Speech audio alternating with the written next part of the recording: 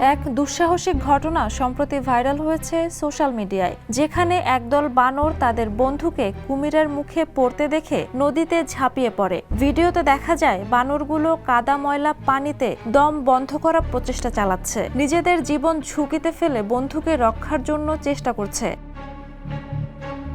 দুর্ভাগ্যবশত তাদের চেষ্টা ব্যর্থ হয় এবং কুমিরটি তাদের বন্ধুকে টেনে নিয়ে চলে যায়। কিন্তু এই দৃশ্য বানরদের মধ্যে যে সামাজিক বন্ধন ও একতার পরিচয় তা স্পষ্টভাবে ফুটে ওঠে। বিজ্ঞানীরা বলেন, প্রাইমেটদের মধ্যে এমন সহমর্মিতা স্বাভাবিক, যেখানে নিজের ক্ষতি সত্ত্বেও অন্যের জন্য ঝুঁকি নেওয়া হয়।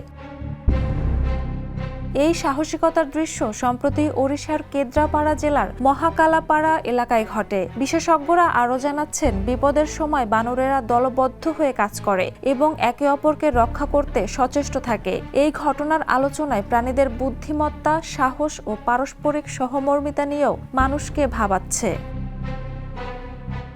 Jhuma Mridha, the news. দেশে দেশে সবার সাথে দ্য নিউজ।